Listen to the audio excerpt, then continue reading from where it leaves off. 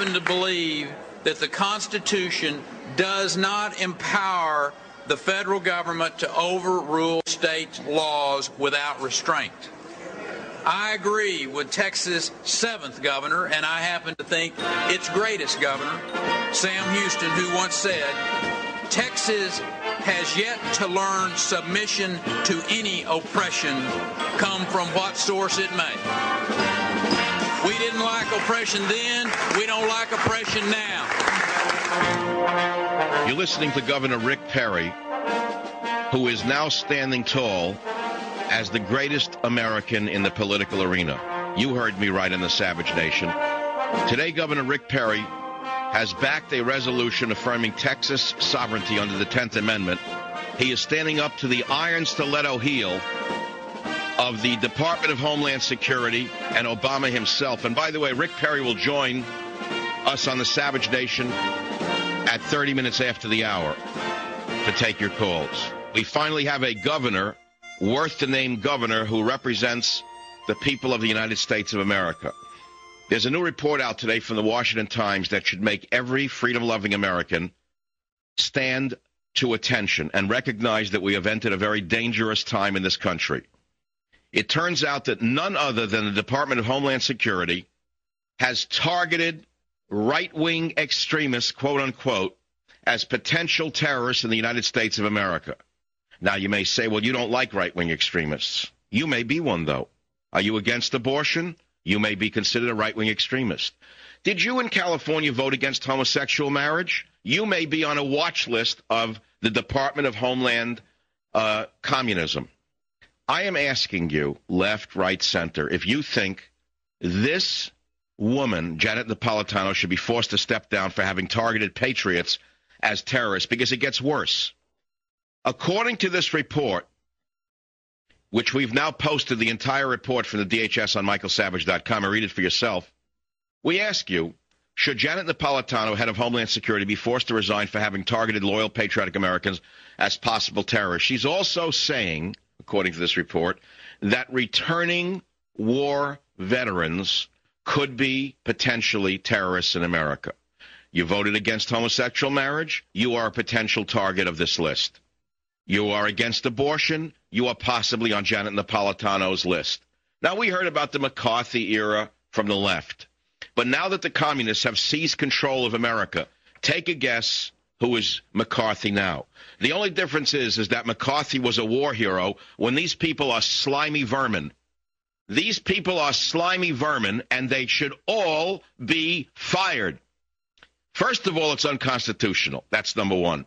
But number two, where is the Republican Party standing up for the American people? I am asking you how you feel about this report that came out today in the Washington Times, which we've posted on michaelsavage.com. If you think this is just alarmist BS, then you don't even deserve a nation. You don't deserve a country. You don't deserve freedom. You don't deserve the right to vote. You're a non-person. If you don't comprehend the threat to you, when you see that big sister may be watching you, you don't deserve a nation. You don't deserve the vote. The Department of Homeland Security is under the direction of this unknown governor, Janet Napolitano, who it turns out is monitoring what she considers to be extremist right-wing groups. In other words, do you support borders? Are you against granting amnesty to illegal aliens? You may be targeted by Janet Napolitano's Homeland Security Department. Are you in favor of English only as a language? You may be targeted. Did you vote against homosexual marriage? Well, you may be on the watch list. Again, I ask you, should Janet Napolitano be forced to resign for having targeted loyal, patriotic Americans? Many of you are going to ask what you can do about this communist takeover of America. And make no mistake about it, I have studied revolutions before. We have a revolution in this country. Obama is a revolutionary. He has appointed one radical left-winger after another in one department after another in one legal position after another. And I want to remind you that when Fidel Castro was fighting in the sugarcane fields of Cuba, killing innocent Cubans who stood in his way, shooting them dead without mercy, some of his own men didn't have the stomach to kill the innocent civilians. And Fidel and his murderous henchman, Che Guevara, said, a revolution A revolution requires certain actions which may be distasteful, but remember that the ends justify the means. In other words, if you have to kill people to have a revolution occur, then the ends justify the means. And he also said to him, remember what a revolution will entail. A revolution will entail a complete change in the economy of this country, a complete change in the social order of this country, a complete change in the political order of this country. Now, you're telling me that Obama has not already enacted an economic form of communism by taking over banks and he won't even accept the money back in order to free the banks from the control of his administration? You're telling me we don't have a social revolution that's occurred in this country in less than 100 days? I'm asking you if you understand the danger you are in.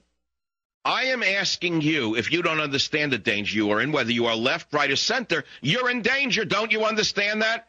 You have out-of-control elements who are acting in an extra-constitutional manner within the Obama administration, and we don't have a Republican Party to represent us. We don't have one decent Democrat in the entire government to stand up and say enough is enough. You expect that the left wing would say that this goes too far. But why should they do that when they're rolling like pigs and you know what? Charles Schumer, that loudmouth fraud from New York, got $17.5 million for the FDR Presidential Library Museum renovation. You think he cares about freedom and liberty? You think he's a real liberal? Are you people crazy? Now, here's the subtext of this outrage, this communist outrage within the Department of Homeland Security.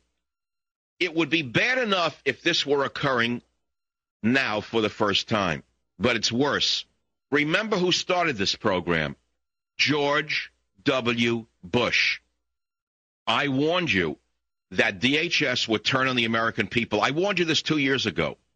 I warned you that if there were a terrorist event in America, the first people to be targeted by this spineless, cowardly, communist, federal government would be patriots who own guns. I warned you that 2 years ago, that the government would use any pretext to take your freedom away, to take your guns away.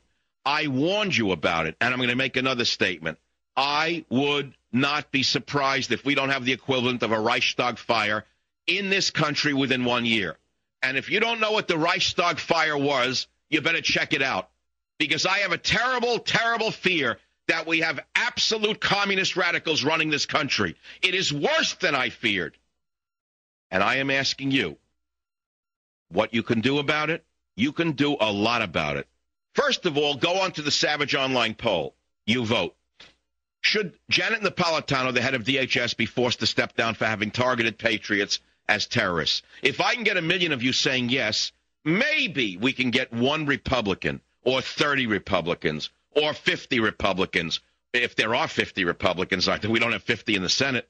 Maybe I can get 50 patriotic senators to throw Janet Napolitano out of that office and put a real American in there. Can you believe this is happening in your country? Does it not frighten you? If it doesn't, you don't deserve a nation. You don't deserve a country, and you don't deserve a vote. That's my opinion. And I'll begin by taking the callers on the Savage Nation. The phone number is 1-800-449-8255. Let us begin with Jimmy in New York on WOR. Jimmy, go ahead, please. You're 100% right. You know, the communists have something they teach and practice. It's called discredit from within. It's where they plant some of their agents within opposing groups, in this case, groups like us, right, so-called right-wing groups. And they could do an action or agitate somebody. In other words, agents provocateurs, I saw them on college campuses in the 60s.